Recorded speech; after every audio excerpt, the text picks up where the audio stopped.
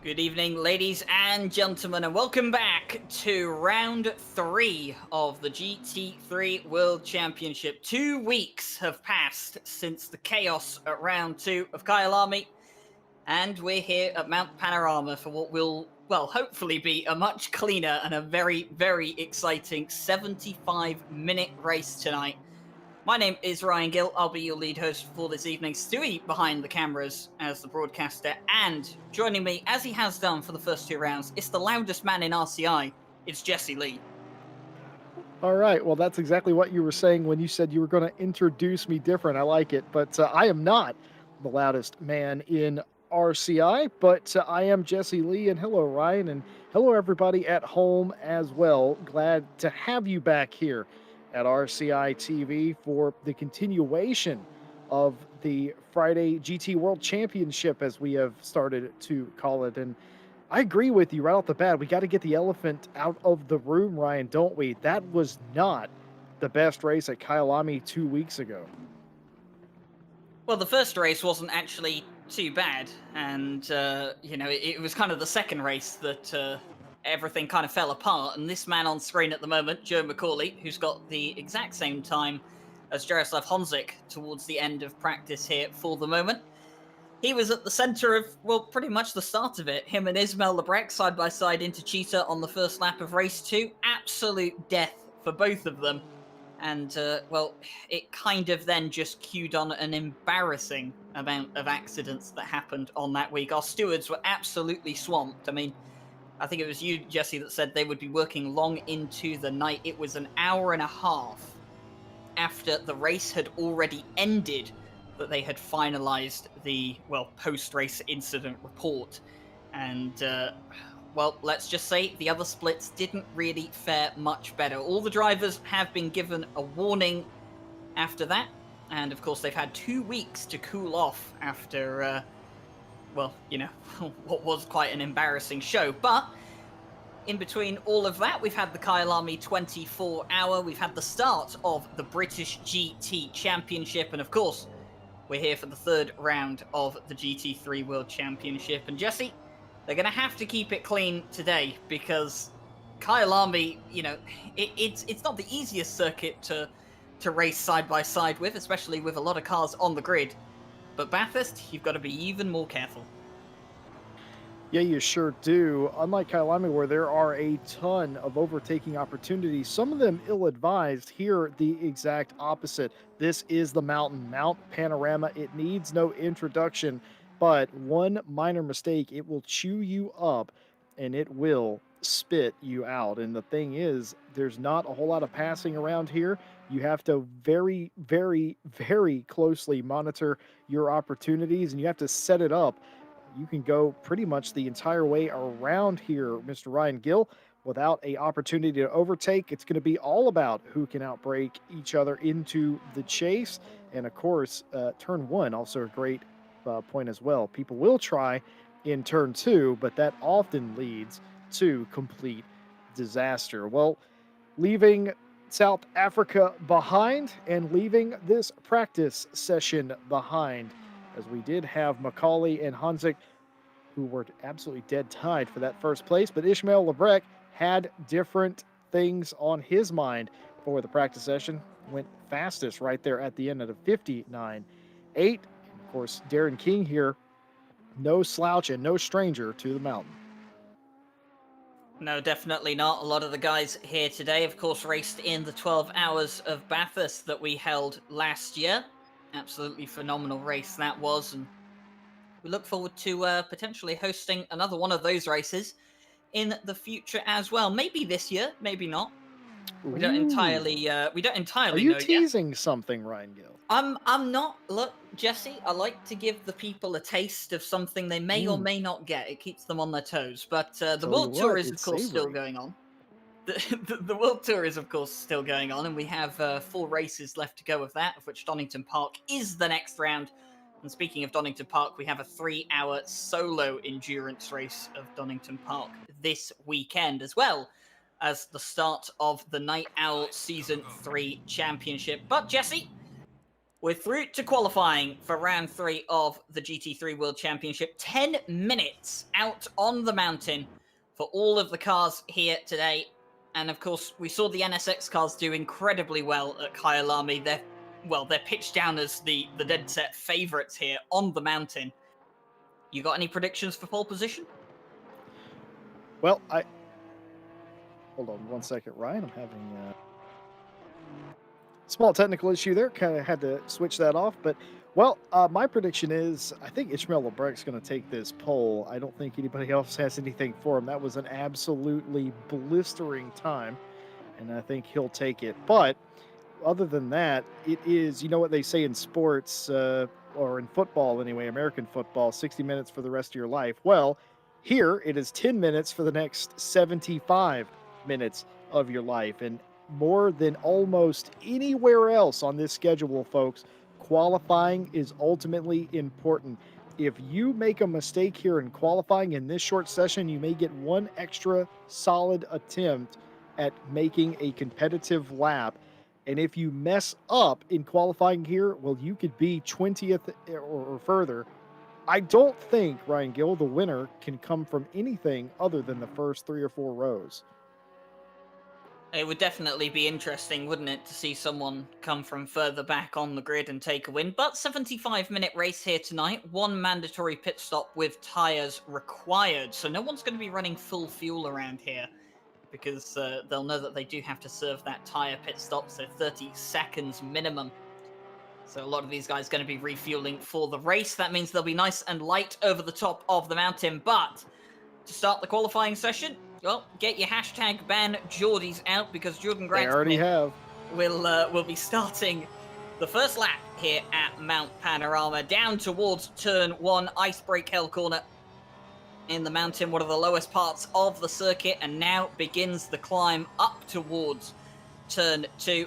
Fantastic sequence of corners coming up after this. Love the dip here just after the crest. Absolutely fantastic. Now got to be late on the brakes just before the 50-meter board. Want to keep nice and tight on the right-hander here. Go wide. Don't run too wide that you hit the wall, though. It will compromise your lap time and, of course, damage your car. Blind braking zone here on the left. Then keep the car as far to the left as you can, nice and early on the power, making your way up towards the hill. Now tight, kind of little chicane sequence here. Doesn't really matter too much. Perfectly flat there for the Porsche. Now coming through, fast sequence of left-hand corners up towards the top, the crest of the hill. Now you start to see skyline, and from here the descent begins. Nice and late on the brakes, shifting down. We come to the dipper. Not quite the ideal line for the Porsche, but very, very smooth on the exit for sure. Nice and flat through here. You can see how much fighting the wheel. And then into the Bentley elbow. Coming out nice and close to the wall, but not quite touching it. And of course now the run down Conrod and towards the chase begins. And the Porsche looking absolutely fine at the moment. Jordan Grant-Smith done a fantastic job so far this season. Didn't quite have a perfect race at Spa. Had 2 very good races at Kyalami. Here we are, the chase. Late braking zone here. Keep the car as far to the right as you can. Don't run onto the grass. Nice and wide here on the curb. Use it to bounce the car forward and keep that momentum. Late braking zone here for the final corner on the circuit.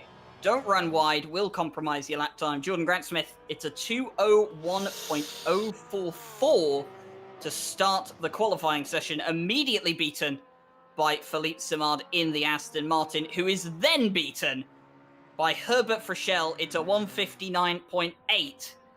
And I have to say, we did expect that from the Hondas, as Herbert Frischel exits stage left. He absolutely did. He just kept going. That's a road there into hell. It doesn't go directly to HE double hockey sticks, of course, but that's just a road that goes outside the racetrack that's blocked off for the races. So he just, well, like you said, exit stage left. It was actually quite humorous, but that's more of what I was thinking we were going to see. And for Jordan Grant-Smith, hashtag ban Jordy, it is going to need some extra speed in that car, because that was, I think, I would say woefully off of the pace. And excellently highlighted lap there, Ryan.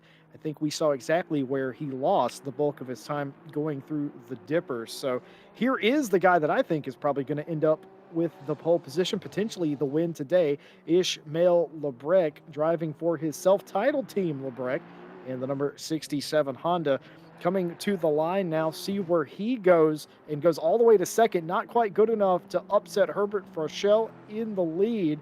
2 tenths off the pace. Jardier slots into third, and that is your top three as they run in qualifying with less than 5 minutes left to play. And something we haven't really mentioned out here either today, Jesse, is how cool the temperature is at the moment. 14 degrees ambient, 15 degrees track temperature. You'll notice that the track is fast. There's been quite a few rumors of rain around in the practice servers in the build-up. Just some light drizzle coming over the track every now and then. Nice to see that none of that out here in practice or qualifying, but well, the race can always tell a different story, and we'll have to be prepared to potentially face that later on, although I'm sure a lot of these guys will be hoping that the rain stays far away. This place is lethal in the dry, never mind the wet. Jardier up towards the timing line, by the way, will improve on his lap time, 57 thousandths of pole position. And the man who, didn't have a great time out at Kyalami last week, had a solid result at Spa, looking very, very good here at the moment in qualifying.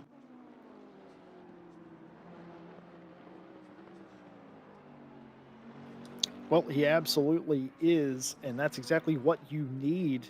You need to be able to rebound, and Jardier up to second place now, less than, well, thereabouts, half of a tenth slower than Froschel, but that is in there. That's where you want to be, and a front row start here is pretty much as good as starting on pole. Doesn't matter if you start first or second. Like I said, I think all these guys are aiming as Joe McCauley goes to the top of the board, a 59.535, the quickest lap, and gaps Froschel by 3 tenths of a second. It is all to play for, and game on here late in qualifying for round number 3, as Joe McCauley has thrown down the gauntlet. Now, it'll be very interesting to see if McCauley has a little bit left in the tank right now, because he could use a little bit more backup. I don't think that was everything Froschel, Jardier, Lebrec, and Parker had. We'll have to pay attention here closely, and I don't think Darren King is going to stay in 8th. And I just saw João Cavaca there in 7th place. It's hard to really pick a favorite here, but you did pick who you thought was the manufacturer to beat. You've absolutely nailed it so far that it was going to be a Honda, and here we are. But what can Jardier for the Yaz Heat 39 Mercedes, what can he say or do to flip the script? Well, he's up by a tenth of a second at the moment. Ismail Lebrec behind, up by 4 tenths of a second. Jardier increases and goes further up. He's on to the front row provisionally, and he's going to pull over. That'll be the end of his qualifying session. Meanwhile, Ismail Lebrec, he was 4 tenths up. Now looking 5 tenths up, almost 6 tenths up now. It's looking like a provisional pole lap time from Ismail Lebrec. Remember, Joe McCauley, he took pole position for the Kyalami race. He took pole position for both Kyalami races, actually. But of course, just couldn't quite hook it up in the first race. Lost the place to Ismail Lebrec on the start. And then, well, everyone kind of knows how race 2 went for the 2 Hondas. But Ismail Lebrec looking to put his Honda on the front row of the grid, and more importantly, looking to put it on pole position. Will it be Joe McCauley and Ismail Lebrec starting on the front row of the grid for 2 rounds in a row here? Comes towards the end of the lap, final corner to go. Aston Martin in front, it won't matter, it won't compromise him. Goes over the line, 42 thousandths is what's left between himself and Joe McCauley. It looks like he's going to go around another lap. He's already up 2 tenths of a second through the first corner. He's got to get around him. But he's got to get past this Aston Martin for it to count. Well, he does. He flashes the lights, does Ishmael Lebrec, and modestly, the Aston Martin does give way, falls in line behind him, and no harm, no foul there. He actually might have gotten just a little bit of a toe, and that usually won't matter too much, but it will matter here because the tolerances of times are so low. who knows, he could have gained the 4/1000ths that he needed to beat Joe McCauley. As time expires, all flying laps will count around the mountain, and we are going to stick here, I believe, with Ishmael Lebrec. As Jardier has put his car into the garage, he will stay there. So will Karsten and Samard. They will go no further in the session. All eyes on Ishmael Lebrec being the closest one to McCauley. Otherwise, it will be a repeat of the last time we were out at Kyalami. I think Joe McCauley is definitely worth a look at the moment, Jesse, though. He's up by 0.3 of a second on this Ooh. lap time. He's finding incredible pace around the circuit. The Hondas are quick here. We knew that they would be quick here.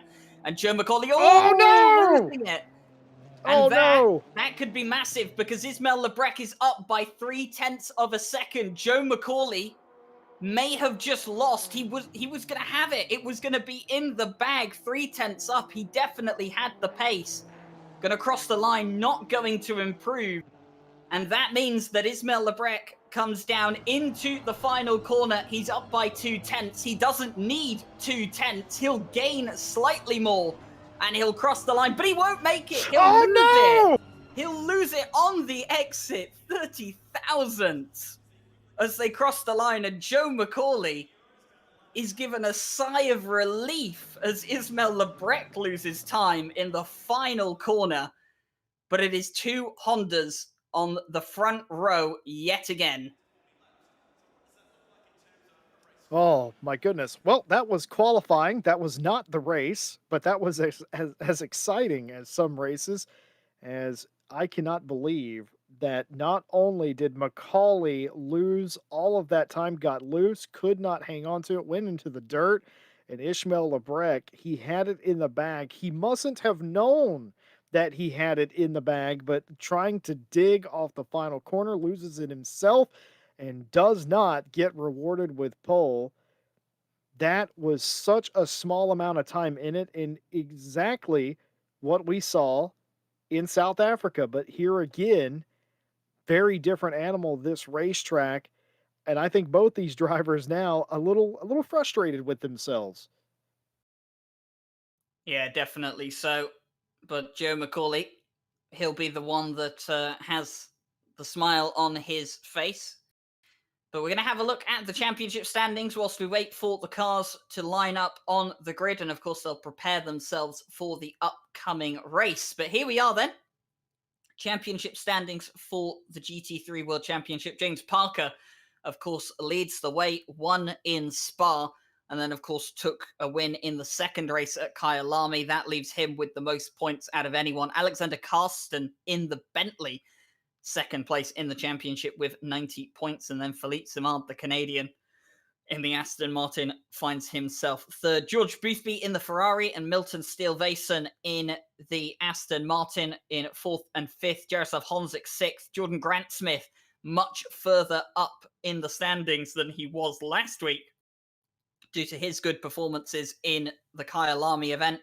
Fabian Piffert, Simon Keeble, and Herbert Frischel all round out the top 10. And the one big thing you'll notice there is that there is no Joe McCauley and no Ismail Lebrec in the top 10. Probably would have been a completely different story if they hadn't had the accidents in race 2 at Kyalami. But Alban Bouquet will line up in 11th place on the standings because Konstantin Soldatov is not here tonight, but he's 12th in the championship level on points with Ismail Lebrec.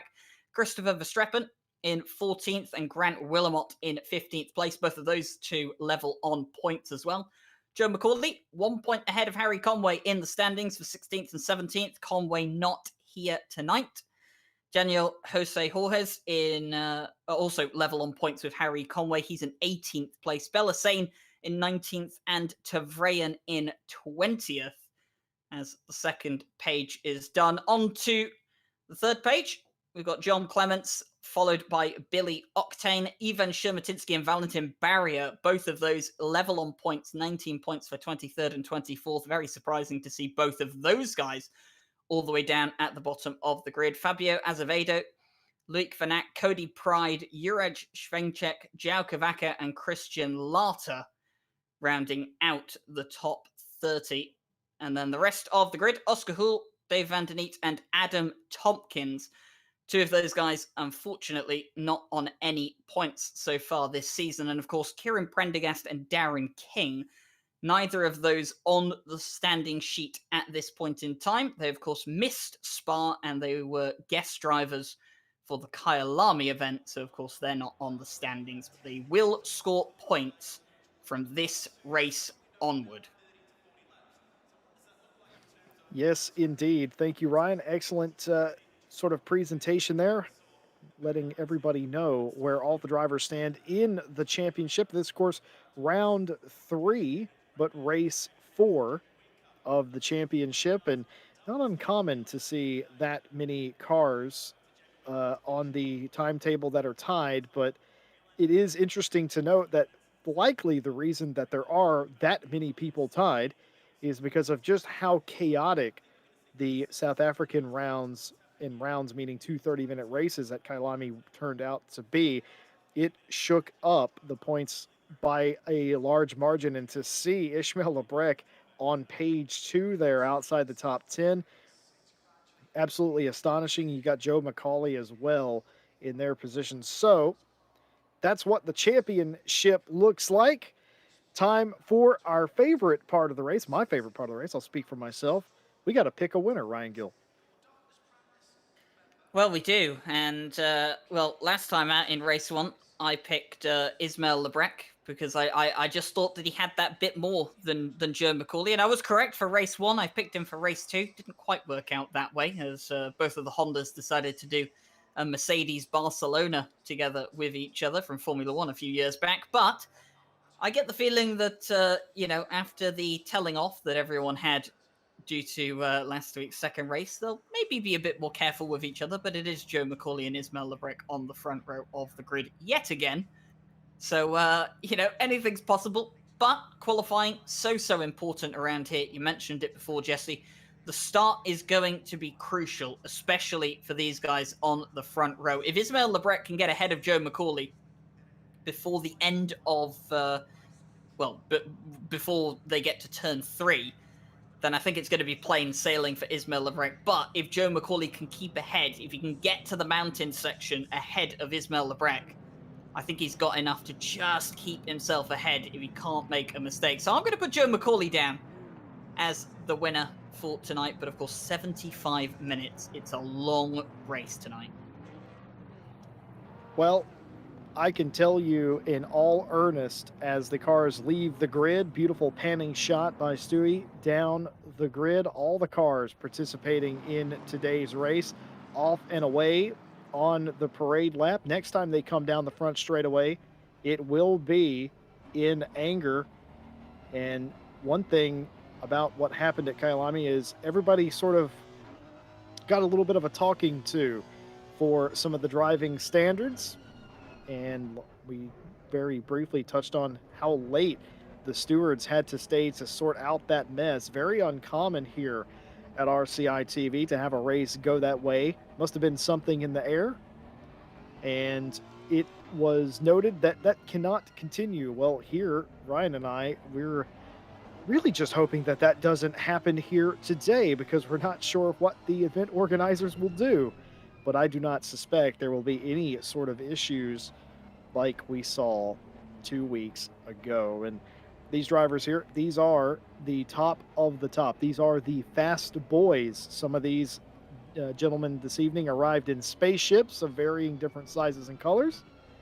So you would expect them to have the best driving standards, and they are usually held to that standard indeed. So I'm expecting a fairly clean race, but I don't think a Honda wins it. I think Jardier wins this race. I think the Hondas have the same problem they had, though, and I think Jardier sneaks the win tonight. Well, Jesse, putting Jardier down for the win, and from 4th on the grid, he's definitely a candidate. Irvin Shumatinsky, though, 5th on the grid. We saw him far down in the standings as Joe McCauley stops on track to let the rest catch up. He's very eager to get on with this race, you can tell. But yeah, Irvin Shevotitsky starting up in the top 5. Absolutely fantastic for him. He hasn't done very well this season. And of course, he'll be looking for a big haul of points here today. James Parker, though, championship leader, down in 9th place. Best of the Aston Martins. And he's just going to have to try and do his best here today to see if he can preserve his championship lead. Yeah, keep in mind, a lot of these guys up at the front of this field are not ones that we're talking about in the championship hunt right now. That doesn't mean that they can't become one at the end of the day, but right now they are not the ones we're focusing on as far as the championship. They're very big picture. As let's see here, what is happening to Macaulay here? Very interesting. He completely stopped. Was that? That is Macaulay. Yeah, I was going to say. Okay. Joe Macaulay going for the very unconventional formation lap. Yes, indeed. Was that potentially a photo op or something there? I'm not sure exactly what that was. Confusion. That's the second time he's kind of done that on the formation lap. Let's hope that he doesn't have to stop on track during the race. Ryan, I wonder if he was somehow warming his tires up, if he was actually trying to spin the tires to warm them up a bit. Because, see, he keeps doing that. That's very common in some forms of motorsport, not so much in GT racing. But yeah, look at him. He's doing that on purpose. I think he's trying to get heat in the tires into cooler temperatures. Well, whatever Joe Macaulay's trying to do, he's going to have to try and get away from Ismail Lebrec at the start of this race. They round the final corner and they get ready for the start. 75 minutes of racing here tonight. One mandatory pit stop, in which includes a tyre change for these drivers here tonight. 2 Hondas on the front row of the grid. As we run down towards turn 1, the green flags go. Joe Macaulay keeps his place. Nice on the inside into the first corner. Jardier looking on the outside of Herbert. Wreck in the back. But there has been an accident towards the back of the field. How many cars caught up in that, I wonder? We do have live stewarding here tonight, so if it is a significant portion of the field, they may feel the need to restart the race. We'll keep you up to date with that as we go onwards. But Joe Macaulay leads through the first few corners, Jesse. He's done, well, probably the hardest part of the race, which is to stay ahead of the likes of Ismail Lebrec on the start. Now he's just got to keep it consistent. Yeah, he absolutely does. 2 cars in the back. I don't think they fully went around, but they hit the inside wall incredibly hard. Other than that, they are away. Unknown if anybody else got spun. It doesn't look like it on the map, but 2 cars definitely made solid contact with the concrete wall. For Joe Macaulay, it was pretty much a picture-perfect start of the race. He got into hell cleanly and was able to pull away from Ismail Lebrec. Meanwhile, Jardier and Frochelle ended up side by side in between 1 and 2.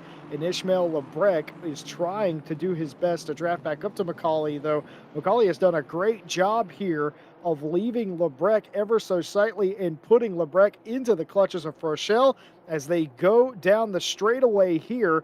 This could be game on for Jardier to potentially use that horsepower to get around Frochelle for 3rd place. Nothing doing this time through the chase, but you never know, as it is 3 Hondas up front, 2 Mercedes, and then 2 Ferraris. I'm pretty sure Noah did something similar to that when he built the Arc. Well, the 3 Hondas that started in the top 3 remain in the top 3, and of course Jardier going to try and catch up as much as he can to the rest of these guys. The Honda's so fast in a straight line, especially around here, so it's going to be difficult for that Mercedes to keep up down those long straights where most of the overtaking opportunities are going to be. But if there's anyone that can keep up with them, it's going to be Jardier, let's face it. But Joe Macaulay, he's of course led us over the line. We've got some early guys in the pits as well. Prendergast, Grant Smith and Kavaka all in the pit lane after the first lap, so they were definitely caught up in that incident towards the start of the race. We'll have replays for that for you soon. Boy. Very close. Shevotitsky Maybe just misjudging his braking point a bit there and getting a bit friendly with the back end of Jardier's car, and that's, of course, now put him into the clutches of George Boothby and Darren King, who is all over the back of the 666. Remind me, Boothby and Darren King willing to sit around and ride around? Definitely not. Yeah, I don't think so either. So they will take every opportunity, and that's the thing here. It's cautious optimism and taking opportunity when you get it, because folks, this is a mountain. You do not get opportunities here lightly, and when you get one, you have to take it. It is so hard. Half of this track, if not 3/4 of this track, you are playing follow the leader, attempting to get close enough, especially out of that turn. I don't know what it's called today. It used to be called Falcon Corner.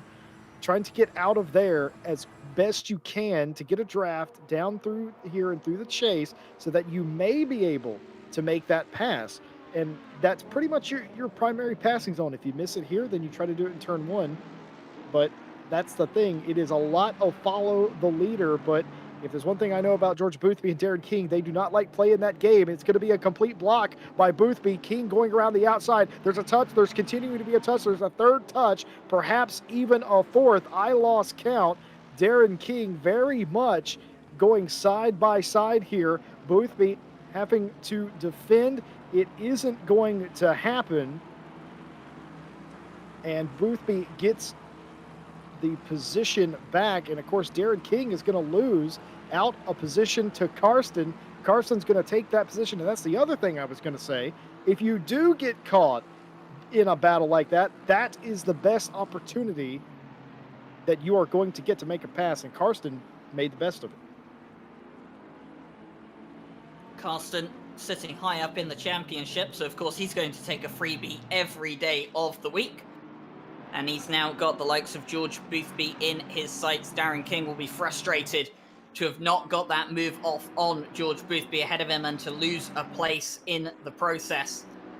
Out in front, it's still the Honda 1-2-3 train. They're starting to pull a slight gap to Jardier as well now. 1.6 seconds between Honzik and Frischel. At this point in time, I would not be surprised if the Hondas maybe slightly working together to try and slipstream each other, pull each other away, and then think, well, you know what, we can duke it out later once we're safe and clear from everyone else.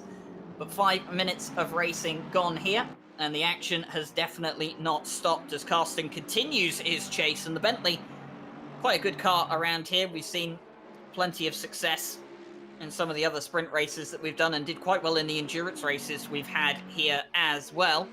Of course, it was the Bentley that won out in the previous Bathurst 12-hour in the real world. Of course, this year's hasn't quite happened yet with the Australia lockdown restrictions.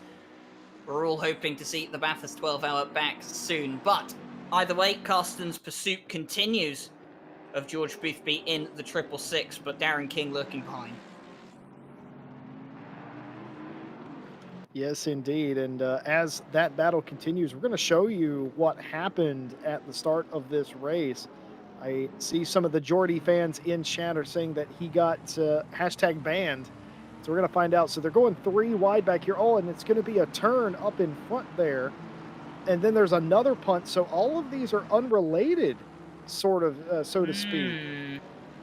That, I don't know what to make of that. So here we are, we're going 3 wide. There's a punt and another punt. And now all of a sudden it's all kicking off here. And, well, it's just a bunch of people a little too aggressive on the start, Ryan. Yeah, it just seems so as well. And we talked about being cautious on the mountain. A few people maybe not really taking that advice, but you know what? You live and you learn. The stewards are unfortunately going to be very, very busy early on in this race, and they'll be hoping that the race kind of calms down a bit from here on. But judging by what we're seeing, not going to be the case as Shermatitsky gets all on to the back of Jaroslav Honzik. The Hondas continue to charge away at the front, but they're all very, very close to each other. A second but between Lebrecht has taken the lead, Ryan. He has, in fact. Joe McCauley has lost the lead. We didn't actually see that happen on camera. That's happened off camera. But coming down the Conrod Straight, Joe McCauley, well, he's going to be looking to try and take that position back. Maybe made a mistake. Maybe he had to. Lebrecht. just made it up on pace. We're going to come down towards the chase now. Is Joe McCauley going to have a look on the outside? Doesn't look like it. Thinks better of it. And Herbert Frichelle's just sat there at the back thinking, all right, you guys can duke it out. I've seen you kill each other before. Oh, that was cold-blooded, Ryan. But yeah, that is indeed, that has happened before. But something had to have happened with Joe McCauley. He had about a second gap on Lebrec, and with their pace, you're not going to lose that without something happening. So potentially losing the back of the car, getting a little too close to a wall, having to self-preservation kicking in, something has led Ishmael Lebrec to taking the lead of this race. It was very sudden. We went to that replay of the start, and then all of a sudden, Lebrec is around. And by the way, he is absolutely flying now. That challenge from McCauley did not come off, and he has nearly a half a second lead of his own. His Frechelle now smells blood in the water to get around McCauley. And by the way, all of this is bringing Jardier back into the fight for a podium position. You got to love Bathurst.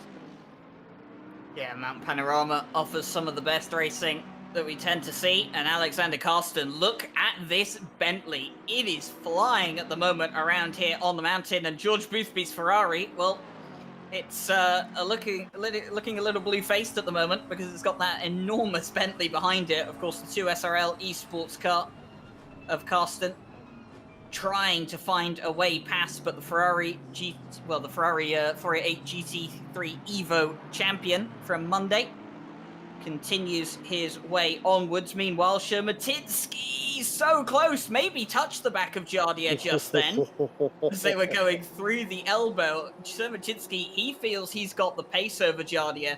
Jardier doesn't want to give it up because, of course, he can see the Hondas scrapping up in front. He knows that a chance for a podium is here. Shermatinsky on the inside as we come up towards the kink here. The Mercedes on the inside, then it's going to be the outside as they come into the chase. Jardier doing as much as he can to defend the position. Look at the drive he gets coming on the outside of the corner. It'll lean to the inside for the final corner. Will Shermatinsky be able to outbrake him? No, he won't.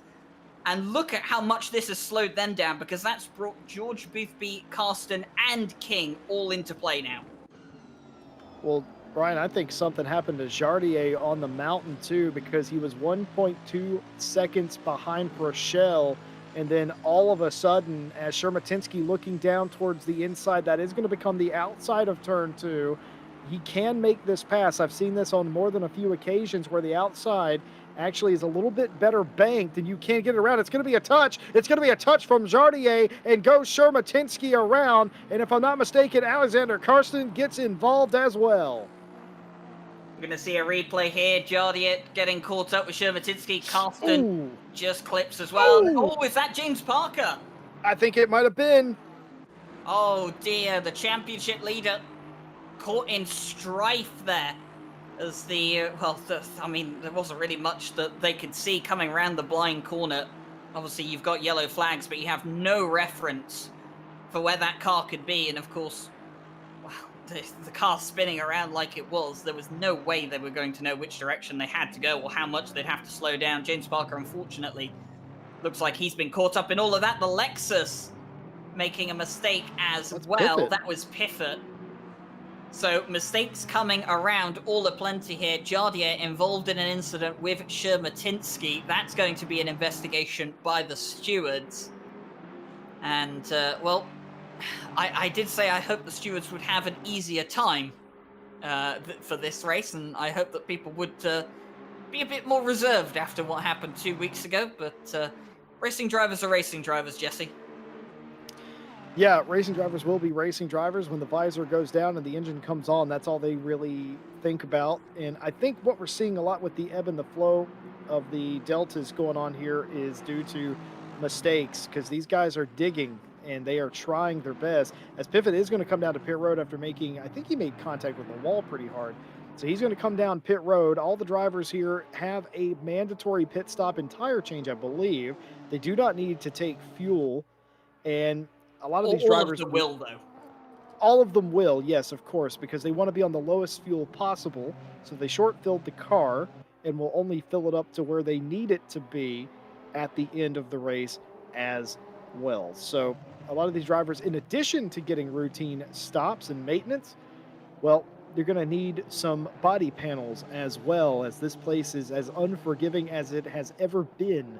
And that is playing havoc with some of them. And speaking of wreaking havoc, Joe McCauley's back. Oh, as he tags the Oh. wall pretty hard. Now, I've done that myself in a Lamborghini before, and I can tell you it didn't help the aerodynamics of my car. I'm not too sure how the Honda behaves around here with that, but Joe McCauley not doing himself any favors at the moment. And maybe that's one of the things that we didn't quite catch from earlier with Joe McCauley, the mistakes. Is he just not as clinical and not as consistent as Ismail Lebrec? I pointed it out in Kyle Army. Maybe I should have gone for Ismail Lebrec again. But you know what? Doing a fine job, but he's under pressure. Whatever Joe McCauley did to his car when he clipped the wall there, it doesn't seem to have hampered the straight line speed of the Honda. He's going to look towards the inside line. He's going to have he got loose. Ooh. Doesn't That's what he did in qualifying, Ryan. Doesn't quite lose it this time round. Keeps it in tow and doesn't collide with Ismail Lebrec. And, well, I can only hope that Ismail Lebrec wasn't looking in his mirrors at that point in time, as I believe they've now caught up to the back of Valentin Barrier, who had to pit on the first lap after getting involved in that early accident. Yeah, Valentin Barrier doesn't want anything to do with this top three, so he goes ahead and hits the brakes way off the line there on the front straightaway. Haven't seen him come through yet, very interestingly enough. Is he just sitting on the front straightaway, perhaps? I don't know. But either way, a valiant sort of chivalrous move there to let the leaders go by. And Joe McCauley continues to stalk Ismail Lebrec and try to get that pass done. Won't want to have too many knocks on the front of that car, as that will definitely upset the delicate balance of aerodynamics. Make no mistake, despite the fact that the top of this mountain race is more like a street circuit than anything else, aero is ultimately important to make sure you can take this track at speed. And you were talking about hitting that particular corner in a Lamborghini. I've done that in an Aston Martin and a GTR. The GTR didn't really care too much. The Aston Martin, well, I had to go park it, is how bad it messed up the Aston Martin. And there, was that a little touch there, perhaps, from Keeble? I think it might have been just, but nothing that will stop him from his race. Fighting John Clements here for the 14th position. Aston on Aston. You've been seeing this a lot. All of them are paired up. It's almost, I hate to make a second Noah's Ark reference, but is it going to rain sometime soon or something? Well, it could be a possibility, Jesse. Of course, RCI, rain could be imminent. And everyone out here knowing that, well, after the 24-hour in which we saw a lovely mix of conditions all throughout that race.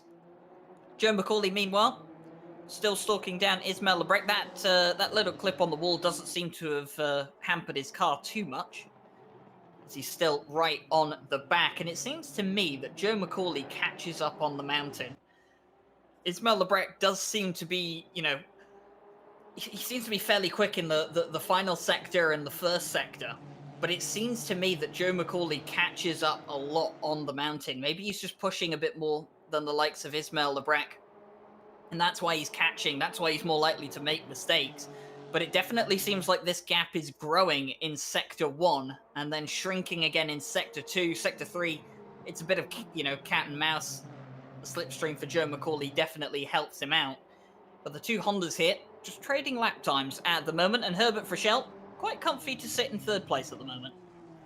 Yeah, I know what Frischel wants. He wants these two to get side by side a little bit more because he caught up massively. He actually took 2/10 out of Sector 1 as well. He's within a second of the two leaders as McCauley backs up a little bit there in Sector 1 as well. I'm not sure I've seen him do that, but like you said, he catches up here on the mountain. And I think a lot of that, Ryan, is to do with Lebrec knowing what he needs to do. He's setting the pace. He is dictating the tempo of this race.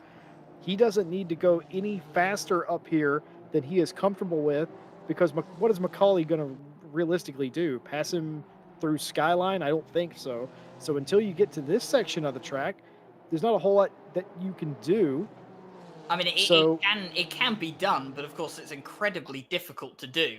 if anytime that I've ever been passed on the mountain, I've had some not so nice words for the driver who attempted that move. A bit like overtaking in Cheetah, would you say? As Indeed. we've had a 15-second penalty come through for Jordan Grant Smith. We saw the replay of what Jordan Grant Smith seemed to get involved in an accident at turn 1, and the stewards have decided that he's worthy of a 15-second time penalty.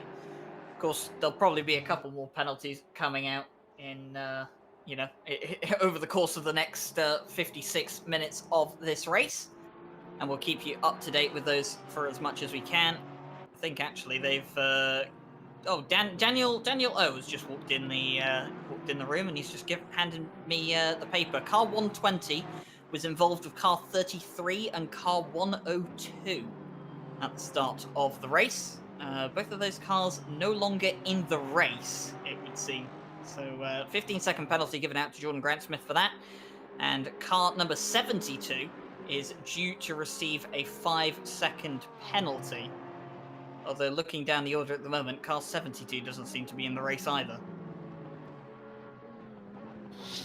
Yes, I think they are early retirements, and I'm looking at this paper. It's got extra formatting that I'm not used to as well. As we're going to see a replay here. This is Valentin Beria. He's 25th. They're going 3 wide, and on the other side of that, 2 cars end up together, and they end up getting into one another as well. Very close quarters racing, and I'm being told that was the 5-second penalty for the 72 that Ryan read off. So excellently caught there, Stewie. And Philippe Simard has apparently been given a 5-second penalty as well. That was for an accident with the 72 as well, which is no longer in this race, but Philippe Simard has picked up 5 seconds for his troubles as well. So it does seem like the steward's starting to get through some of those incidents now. A couple of no further action incidents as well. So it seems like some of those maybe self-inflicted incidents, of which can't really penalise someone for taking themselves out of a race. It would be rather harsh to do that. And a couple of racing incidents coming through as well. But we do still await to see what the result will be between the Jardier and Shermatinsky incident. And actually, I'm getting that through. Is that right now? No, that can't be the right one, because that's turn 22. It was at turn 2 I'm looking for. I think it's just a typo. I think that is what you're looking for. I think they entered a second 2 by accident. So they deem that a racing incident. There you go. Lap 6, turn 2, 11 and 39, no further action. So Shermatinsky was believed to have self-inflicted that incident on him. So no penalty for Jardier, and he'll be happy about that considering his recent luck with the stewards. Yeah, he was definitely not a happy camper after the Kyalami race, but the stewards, they have the angles that we do not have, and that was interesting too, as well as we see Bouquet trying to go around the outside. Is he going to be able to pull this off? No, he thinks way better of it and says, I'll get Verstappen somewhere else, and won't necessarily try it here. Meanwhile, in the tale of I just can't quit you, Ishmael Lebrec and Joe McCauley continuing to play Chase Me. And these two need to book a room. Seriously. They do indeed. I don't know if these two hate each other or really enjoy racing each other at this point. I should ask them at some point. I've never seen them in the same team, oddly enough. I see. So are you foreshadowing there could be something there. I mean, I'd love to see Ismail Lebrec, Joe McCauley in the same team, maybe with the NSX. I wouldn't. Nobody else would have a chance to win, I don't think. But yeah, the Honda's doing absolutely fantastic here. Herbert Frischel does seem to have dropped off the pace a little, 2.2 seconds back, but I think he'd be perfectly okay with 3rd place in this race as it stands at the moment, but 53 minutes to go. And of course, mandatory pit stops still to go for most of the guys left in this race. Well, it was definitely a hectic start of the race, but less hectic than we had drawn accustomed to. Most of the pack have shaken out, and I think we are up to date on our penalties. And in fact, Daniel nods his head, approving of that statement. So we are caught up on the penalties as they run. So just a couple of them to start off with, not a whole lot. And other than the massive three wide incident into hell. This corner right here on lap 1. The other ones would be considered fairly minor in relation. But the racing does continue and the fights do continue on. 3 Hondas up front. Now just the lone Mercedes in 4th place, followed by 2 Ferraris of Boothby and King. That battle has cooled off for the 5th place position as King has fallen back just a little bit, but now as I see that, he is actually starting to gain. Oh, Joe McCauley was in the wall. Joe McCauley has just dropped off massively on the timing board, and he was slow on the left-hand side of the track. Sorry, we'll catch a replay here. I assume he did clip. Did he clip the wall again? Yes, there we go. Just loses it out into the wall, and that, well, we saw him clip the wall, and this time he well and truly hit it. Yeah, that's a kind of wall hit where you go and sit in pit road for about 25 seconds. That is massive. There is no way his suspension, or at least his. He's having to pull over on the side of the track and let some of the cars through. Jardia's just been let through, and I get the feeling that the likes of Boothby and King are next in line to be dispatching of Joe McCauley's Honda. He's trying to get it back to the pit lane as best he can, but that NSX has got significant damage on it now. And Joe McCauley's hopes of a podium in this race effectively down the drain, unfortunately. Yeah, that's going to be a massive points hit for Joe McCauley because he has no choice. He's going to have to sit there and take all the repairs, and that will drop him shortly out of the top 20. Perhaps top 25, perhaps. I'm not exactly sure, but either way, that is massive. That's going to be. I mean, we saw him do it the one time, Ryan, where he touched the wall, and then a few laps later, he tried to take it down. And well, for Ishmael Lebrec, that's you don't ever want to win that way, or you don't ever want to see a competitor go out that way. You want to actually race them, but if there is a silver lining, it is for Ishmael Lebrec. He now has a 3.5-second lead over the next Honda, the 86er for Shell. And silver lining for Jardier, not only did he not get a penalty for the turn 2 coming together, he's now on the podium. Yeah, Jardier had a good race at Spa, didn't quite have some great races out in Kyalami, but doing very well here, and of course staying clean as well, making sure that he doesn't pick up any penalties. And now the guys at the front starting to peter out a bit, except for, well, George Boothby and Darren King still scrapping over 4th place. The 2 Ferraris don't seem to be getting separated any time soon. Speaking of, I just can't quit you. 2.0, am I right? But the 2 Ferraris, very, very close together, and it did seem to be that way, didn't it, in the qualifying session? All the Ferraris grouped together. Very, very close and very even on pace. Unfortunately, we do seem to have lost 3 of the 6 Ferraris that were starting on the grid here tonight. It seems that the mountain has not been kind to most of those, and quite a few non-finishers early on in the race. But those that are still going, they're going to keep surviving. And Joe McCauley, by the way, he's come out in 19th place. Oh, wow. He'll have fixed that damage, no doubt. And the benefit that he has is that, you know, he's got the pace now with a hopefully repaired car. In fact, he might be a bit further down than 19th. I just saw the timing sector update. But he's got the benefit of, you know, having a fast car. And if he finishes the race, he's going to get more points than those that don't finish.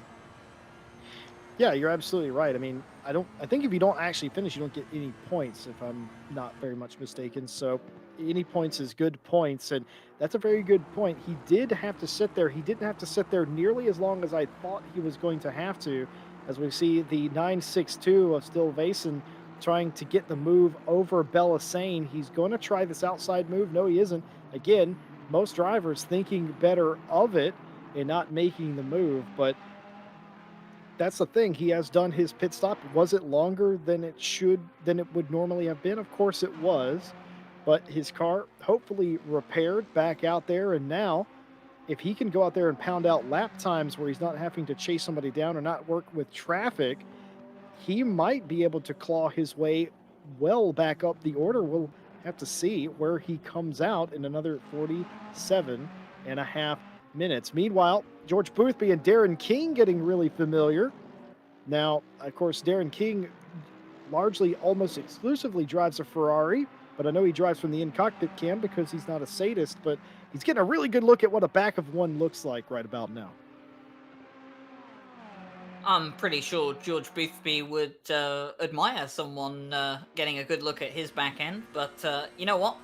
He probably wants to keep Darren King behind him at this point in time. 4th place at the moment for George Boothby. Of course, benefited from the likes of Joe McCauley's unfortunate visit to the wall. And now Darren King going to have a look. Oh, what is this? George Boothby just letting Darren King go. That's an interesting decision. Well, maybe George Boothby's never seen Darren King's rear end before. I mean, it's entirely possible. Maybe he's listening on the stream and he wants to, maybe he wants to admire the back of that Ferrari as well. I mean, it's hard to admire your own car's rear end. You don't really see it that often, but George Boothby lets Darren King pass before the final corner. Very interesting way. I would be very amused if he tried to re-overtake him again now. And Darren King may be left wondering exactly why that decision has been made as well. But we'll continue onwards with the race. Ismail Lebrecht leads by 3.8 seconds. Then Giardia is 7.9 behind the likes of Herbert Frischel. The two Hondas looking very, very dominant. Of course, Joe McCauley's mistake means that it won't be a Honda 1, 2, 3 out here on the mountain here today. Then it's, of course, Darren King and George Boothby, the drivers on screen right now. Philippe Samard with that 5-second penalty. It won't affect him too much at this point in time, though, as he's got a 9-second gap to Bella Sane. Steele Vason, he sits in 8th place. He's got past Verstappen, who is now down to 9th, and Simon Keeble rounding out the top 10. None of those guys coming in for their mandatory pit stop as of this point in time. Those that have done their mandatory pit stop: Bouquet, Carsten, Willamot, Piffett, Joe McCauley, and Jordan Grant-Smith. And we've had quite a few retirees already. Yeah, I mean, that is the nature of the mountain. It's not uncommon to have a bunch of retirements early. Part of racing here at Mount Panorama is making it through the early stint of the race. It's the most likely when an accident is going to happen when you're all so very close together and trying to pull away. And we saw it all up and down the grid so far, retirements and incidences. So it's almost Nürburgring-like, this track. It's more racing the track than other people. And I think that's certainly what a lot of the pros tell you around here. But it's more about that. And again, the walls are concrete. They're not going anywhere, and they're so close to you. I'm glad I'm in the booth today. It's one of those days. Glad I'm in the booth. Our producer just pointing out to us, Jesse, that Lebrecht is right behind Joe McCauley now. And, I mean, maybe this is the ultimate strategy from Joe McCauley. Put your car in front of Ismail Lebrecht by forcing yourself to take a pit stop with damage. And then, of course, you're technically in front on track, although the positions will say otherwise towards the end. And I'm pretty sure Joe McCauley won't be too keen to let Ismail Lebrecht pass, but if he has to, he'll have to. And it'll be interesting to see where Joe McCauley can end up. He's currently 10 seconds off of Piffett at this point in time. But there are still a couple of people left to do pit stops that he can still jump. Stewie loves this. He pointed that out to us, that they're basically in the same order they started this race, except that one's nearly a lap down because they took their pit stop. And I don't think he gained too much that lap, did Lebrecht, on the last car on the lead lap. That is Joe McCauley in the purple car. He is on the tail end of the lead lap, but, well, let's talk about tactics for a second. What happens if Lebrecht gets there?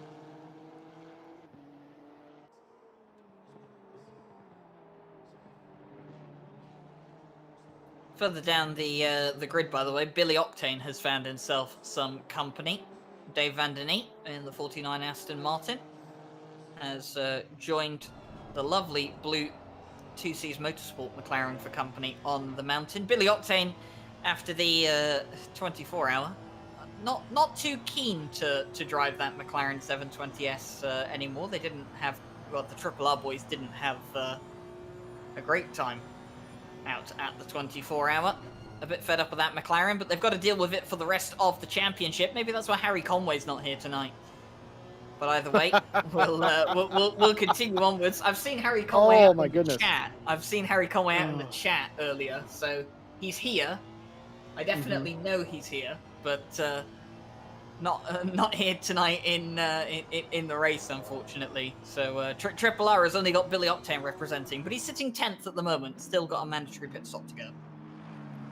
Ryan, I am we're treading on tinfoil hat territory tonight, I think you and I. But one thing that is not tinfoil hat territory is we do have an answer to why the 666 Ferrari of Boothby allowed Darren King by via Martin Lawrence, who's in our chat as well, confirming that Boothby just did not want Dalking behind him, would rather he continue to go up the road and let Boothby run his race. And of course, Boothby's running for this championship. He's in this championship. He's seeing competitors fall by the wayside here early. So it's a legitimate strategy. Losing a position, normally not something you want to do on the racetrack. But here today, when you know it's going to be one of the toughest, if not the toughest track you go to all season, and you know some of your competitors have already had issues, don't let that guy sit in your rearview mirror. Let him go. Run your own race. Not a bad idea. Yeah, we've seen plenty of strategical thinking throughout the course of other championships as well. You know, not trying to get involved in incidents. And of course, if someone's, pressuring you to get an overtake done, there's just an increased chance that there is going to be an accident. And of course, if you want to minimize that chance, well, the best thing to do is run your own race on your own. Don't worry about what other people are doing. In the meantime, James Parker in the pit lane, repairing the damage that his Aston Martin suffered when it unfortunately hit the helicopter motion of Ivan Shermatinsky's Mercedes, which has of course unfortunately had to retire from this race. And I think James Parker has actually pulled over to retire from this race as well, unfortunately. So the championship leader out of this race, Jesse. Oh dear. And with Alexander Karsten, who's also in the top three, down in 15th place at this point in time, he got caught up in that incident as well. We're in for a massive shake-up in the points at this stage right now, and I kind of get the feeling the people that are going to benefit the most from it are, well, George Boothby, the one you mentioned before, and Jaroslav Honzik. Yeah, absolutely. So, and that's the thing. Chartier got promoted to that podium spot, at least for now. We'll have to see how pit stops and everything go out, of course. But also, He's got don't forget, Darren King 1.5 seconds. that's exactly what I was going to say. Darren King is gaining on Chartier for third place ever since Boothby let him by. So nothing certain here. Of course, Darren King, as Ryan pointed out in the pre-show, this is the first week that he's getting points. He missed the first round, was allowed to run in the second round, but as a invitee with no points, and now officially will be scoring points today. Not a factor in the championship. But that doesn't really matter to Darren King. He doesn't really care about that so much. Kieran Prendergast as well, another driver that, like Darren King, was a guest 2 weeks ago at Kyalami, would have been eligible to score points here today. He was involved in that lap 1 incident, and unfortunately that put an end to his race as well. So he could have scored points today, but I don't think he will be scoring any points today, and that's quite unfortunate for him. Like you said, Darren King, though, the only thing he's got his eyes on is the back end of that Mercedes. And I'm pretty sure he wants to put his Ferrari in front and into the podium places around here at Mount Panorama. Meanwhile, Alexander Karsten chasing down Samad, who has served that 5-second penalty he was given by the stewards earlier on. I kind of get the feeling there's a few cars out here today, Jesse, that would have received penalties, but have unfortunately retired from the race. So there's not really much the stewards can do about that, but give them license points.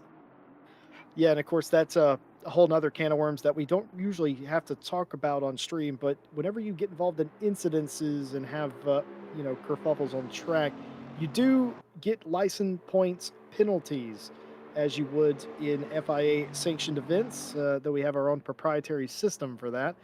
But that is indeed what will be occurring. And I did see Bouquet in the 194 at the tail end of this train for 10th place, smack into the wall up at the top of the hill. So that, again, it's all coming apart for some of these guys. Not exactly what you would want to see, as more teams are now coming in to pit road, nearing the halfway point, getting their stops done. Top 8 still yet to pit. Some of the drivers have left the building, and an update from Mike Jones, who is down in pit lane, saying that Darren King is talking a whole lot of crap about Jardier all of a sudden. Mind games going on between the two streamers. Meanwhile, physical games going out on track here at the moment. Simard side by side with Verstappen. Karsten touching with Simard. The Bentley scrapes the wall. I'm not sure Alexander Karsten's going to be too happy about that. And again! The wall again. Mate, Karsten, that's not what you need to be doing. Oh, and he's lost it now. Alexander Karsten, yep. He's lost it. And that's going to be pulled over on the side of the grid, back to pit lane. Oh, and that's unfortunate as well. Alexander Karsten, another massive player in the championship, retiring. That car has left the server. So Alexander Karsten, unfortunately, retiring. Darren King in the pit lane, by the way. Loads of guys in the pit lane. Everyone deciding to get their pit stops out of the way, just beyond the halfway mark of this race. But my word, Jesse, we're seeing them drop like flies today. Yeah, absolutely. You get that massive damage, you know that there's no way to overcome that. And I guess instead of sort of turning laps for the next 35 minutes, they're electing to altogether stop. I don't know if I approve of that, quite frankly. I would definitely go into pit lane, and I'm all about trying to finish a race regardless of how many laps down I am. So, you know, some frustration certainly coming out from a lot of these drivers and these teams not loving the mountain today. But it's all part of it, isn't it? It's a mindset. You gotta put yourself in your happy place. And a lot of these drivers definitely not in the crib today. They are angry. Yeah, James Parker obviously quite frustrated, it would seem, as well. And I think one of his biggest frustrations was, judging by what I've seen in the chat, is that the pit stop didn't repair the damage that was inflicted on his car. And I mean, at that point, if you've come in for a pit stop and it hasn't repaired the damage, I can imagine that motivation levels to continue will be fairly low. I've fortunately not been in that situation myself, but I think you and I could probably understand the feeling of that happening during a race. Meanwhile, Philippe Simard chases down Verstappen over the mountain. Two Aston Martins ready to go toe-to-toe. Philippe Simard, of course, his car's going to be under investigation again for an incident, obviously involving Karsten this time. We didn't really get to see the best scenes of what happened, and of course the stewards get all the onboards and they see all the inputs as well, so they'll be able to make the best and most informed decision possible. So we'll await to see what the answer is for that. But fortunately, well, I suppose the one slight benefit the stewards will be having today is the fact that the more cars out of the race there are, the less they have to worry about. I don't know how much consolation that's going to be, but visibly seeing James Parker being angry about the way that he was raced out there, I'm sure there's several other drivers that can commiserate that, as Philippe Simard trying to make the pass here, going to have to go into the grass, maybe going to lose a position here, and in fact will really lose two, at least for the time being. He will not. Porsche goes way off into the dirt, does Bouquet. That's the second or third time he's made contact with a concrete wall. Simard files in into 9th place and has it all to do again. But a few scary moments there for that pack. And again, like we said at the top of the show, that's the thing. If you get side by side with somebody, you are basically opening the floodgates, and that's what we're seeing here. Just a quick, a quick update for some of you guys at home, and obviously for you as well, Jesse. I mean, to get an idea of how significant this race is going to be, James Parker leads the championship out of the race. Alexander Karsten leads the championship out of the race. Philippe Simard, third in the championship. He is all the way down in 9th at at this point in time. George Boothby, 4th in the championship, running 5th. So he's about where we'd expect him to be. Everyone else, kind of a bit all over the place. I mean, Jordan Grantsmith, 6th in the championship as well. He's all the way down in 19th. Big hitters tonight, unfortunately out. Some through their own fault, some through no fault of their own, of course. And it's gonna spice things up in the points, but probably not for the reasons we all want to see. Indeed. We've seen some people voice their displeasure. We've also seen, and I have heard, and it's hard to not be able to hear Mike Jones. He's got a voice like a thunderstorm. He says that, well, it might be time to clean up the driver list, which is not something you want to hear him say.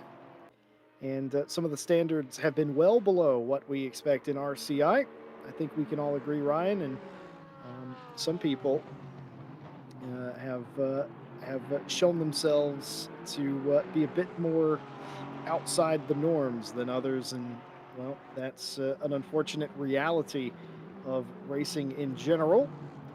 And I've also heard from a few sources at this time that Jardier is driving silently. I don't know if that's concentration. I don't assume it's frustration because he hasn't really been involved with anything other than the one incident that was deemed to not be his fault, that didn't really damage his car, I wouldn't suspect. So he's driving really quietly as Jardier in 3rd, perhaps concentrating in that Mercedes. So Jardier, a bit out of character at the moment, but he's sitting in 3rd place, which would be the best result he's had all season, so I don't think he's going to be complaining too much if a change in personality for a race yields him a better result. But either way, things as they are right now. We're on board at the moment with Bouquet after his little, visit off track and clipping the wall, chasing down Steele Vason at the moment. Steele Vason 5th in the championship, by the way, Jesse. And of course, he's down in 9th place as well. So not really an ideal finishing position for him at this point in time. Of course, everything can still change. But as it stands right now, it's Honda, Mercedes from 3 Ferraris to finish out the top 6. All the Ferraris kind of doing what I expected them to do, which is, staying together even if they do have significant escape road for Willamette. Oh no! Big accident for Macaulay after he, right there in Skyline. I don't know if he was watching what Willamette was doing or maybe just outbroke himself. Well, here we go. Getting ready to go through Skyline, and then all of a sudden, he's going to go to the right here, and then I think Willamette misses the braking point, and I'm not sure exactly what happens. Oh, he clips the wall, does Macaulay. Macaulay tries to cut the inside corner in Skyline as they go into the S's and just hit the wall and ping-ponged off the inside and the outside wall, Ryan Gill. Yeah, Joe Macaulay, his, let's just say his luck not really getting any better at this point in time after he's already had to serve a pit stop because of damage he sustained earlier on in the race. Bouquet looking to make his way past Steele Vason. The damage that he picked up by clipping the wall doesn't seem to have hampered that Porsche's speed at all, but the Aston Martin just seems to have the edge towards the end of the straight, and Steele Vason will keep his position, 9th place at the moment. We've only got 20 cars left in this race, and as I say that, another one disappears off the bottom. Why do you have to say anything? Make it 19 cars. The commentator's curse coming back out again. Ryan, we've talked about this. And well, it's starting to get a bit quiet out there on this circuit. Jordan Grantsmith, by the way, who is unfortunately last at the moment, 14 seconds off the back of anyone with a 15-second time penalty. I'm kind of getting the feeling Jordan Grantsmith is in for a very lonely race until the end here, but if he finishes, he'll score points. Yes, of course, Jordan Grantsmith involved in that early incident, and you know what they say, one is the loneliest number that there ever was, and especially when you're the caboose on the train.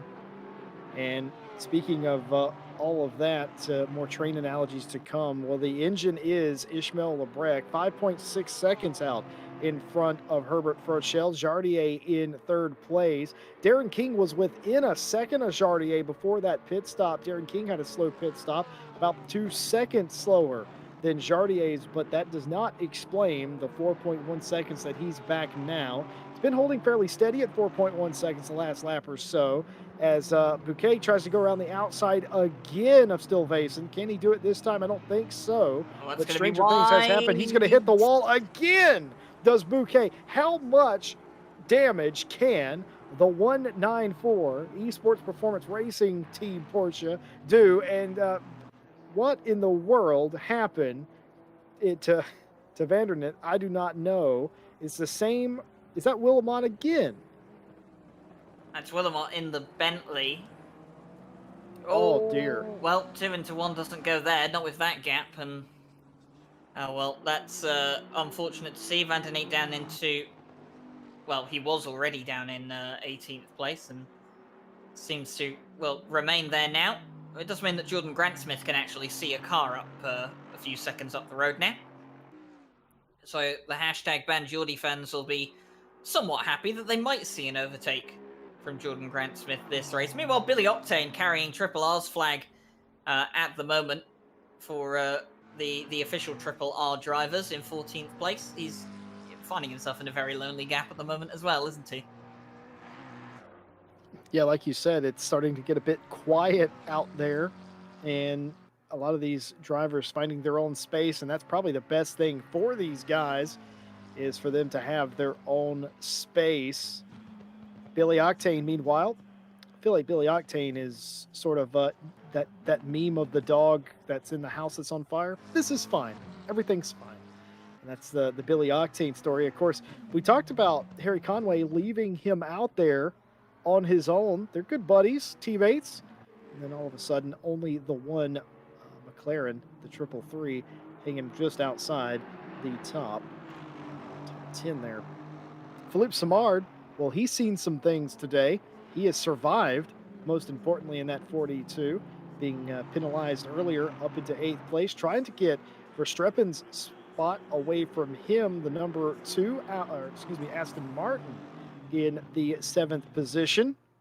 This is the nearest battle on the track right now.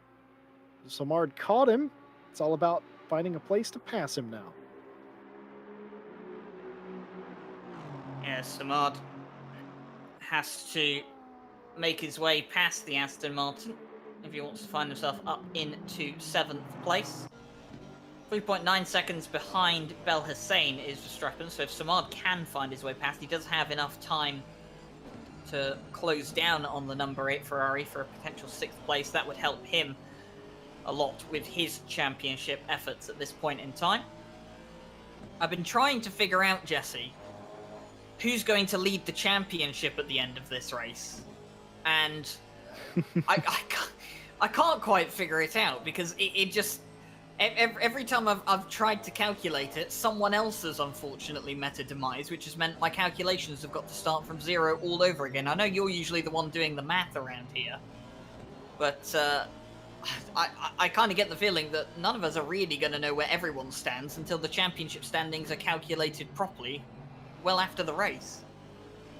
Well, I'm glad that you mentioned that, Ryan, because as you may expect, ladies and gentlemen at home, I have been doing the maths. And, well, quite frankly, my Texas Instruments calculator that I've had since about 1992 has now decided to stop working. So I have fashioned a dartboard instead of the remaining 19 cars, and I'm going to put on a blindfold and start throwing darts at it. And I think that's going to be a closer representation of what this championship points is going to look like after this race than if I actually did the math to begin with, Ryan. Honestly, it's all jumbled. It's a mess, and I don't know who is going to. Asking me who's going to be in the top 5 now, I'm completely unsure. I know a few of the players. I mean, exactly what they're going to be. In my eyes, it's going to be George Boothby. Yeah, I'm pretty sure Boothby is going to be the championship leader. Yeah. George Boothby is the most likely to lead it at this point in time. He sits, what is it, 49? Is it 49? 39.5 points off the top of the table. But with James Parker not Mhm. scoring points, Carlston not scoring points, Simard scoring less Oh, points Macaulay than off Boothby, again. and Macaulay, well, he's gone straight on at Where turn is 1. he? Oh, okay. Yes, That's, he's at the end of turn 1. but he was in 15th place, and he's just touched the grass in the braking zone, and that's unfortunately Time for a 10-point turn, Ryan, I'm afraid. 10-point turn. But you know what? Credit to him. He's got the car back on track, and he's going to keep going. And you know what? That deserves some praise, considering a few of the people that have unfortunately not decided to carry on with this race. And I know some of them it's due to damage, but it's never good to see this many cars leave mid-race, and it's probably going to be something that will be have to addressed afterwards in the race. And well, it's not exactly 2 weekends in a row that we need to put out an announcement regarding driving standards, but I get the feeling that Mike Jones is typing away right now Oh dear. on what he thinks of what he's seen tonight. Joe Macaulay has crashed his car and reset to pit road. I Oh think we dear. are going to have another victim of the DNF flu, rather unfortunately, as I believe that car to be heavily damaged again for the second time. Meanwhile, Bouquet still working on Stillvason. He may have got it done this time, though. Looks like a clean overtake to me as they come into the final turn. Position gained, but at what cost? Look at the damage on the 194.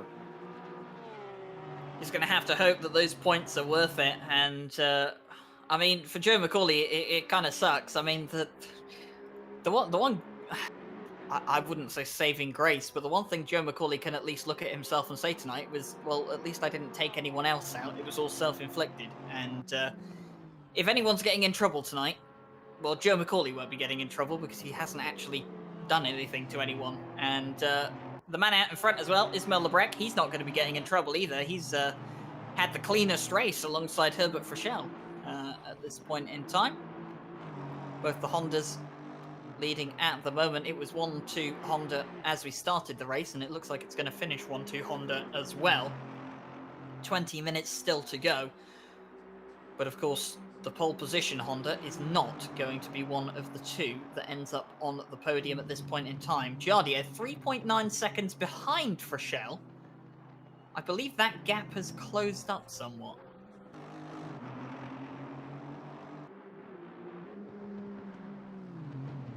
Well, I thought Macaulay was going to leave the race entirely. Well, he hasn't done that quite yet, Ryan.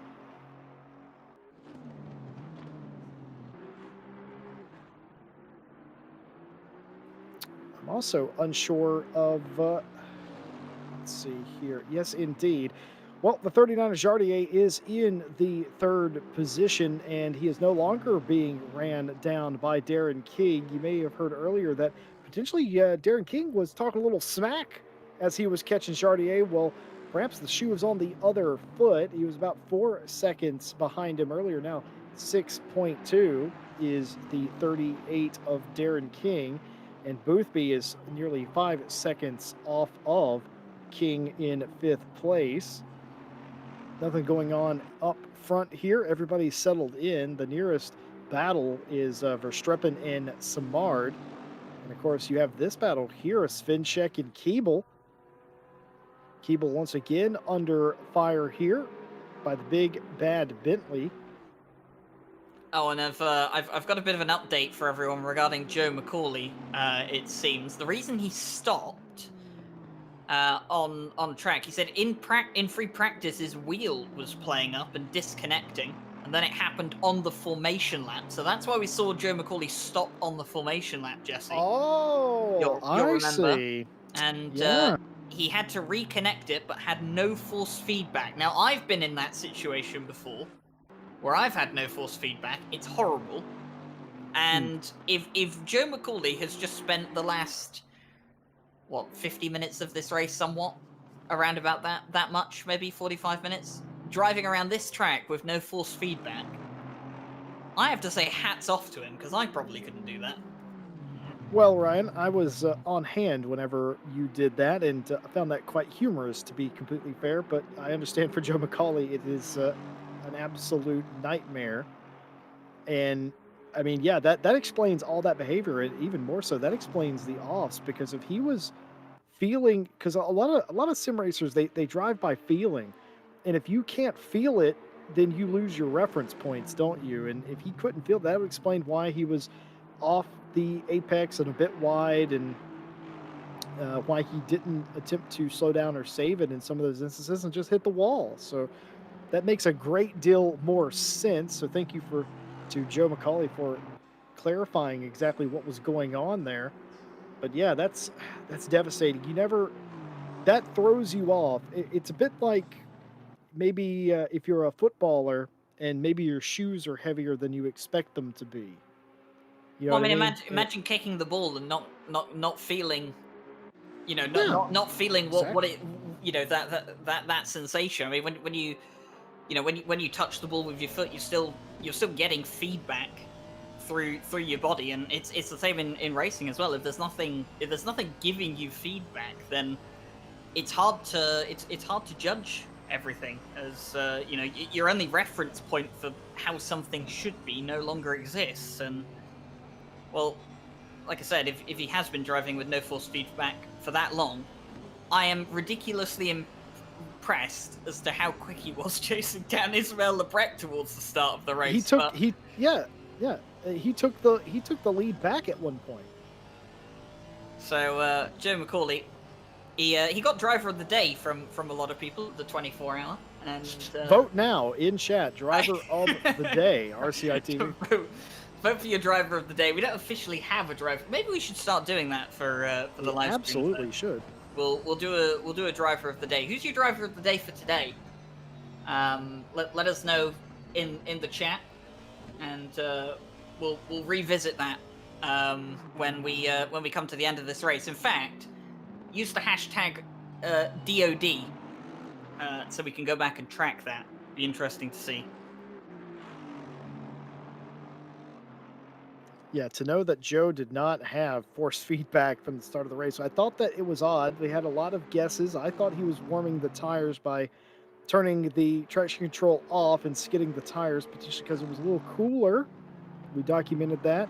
Some others reckon that he was putting heat in the brakes, thought that'd be beneficial. All good guesses. Turns out, well, wheel shut off and no force feedback. So rather unfortunate for him. And I think Joe McCauley is going to be my driver of the day. But Ishmael Lebrec doing excellent work out in front of this field. Got more than a 10-second lead on Furchell, and Jardier, who was gaining a little bit on Furchell in second place, is now settled into 4.1 seconds. Darren King continues to fall back, and Boothby continues to gain.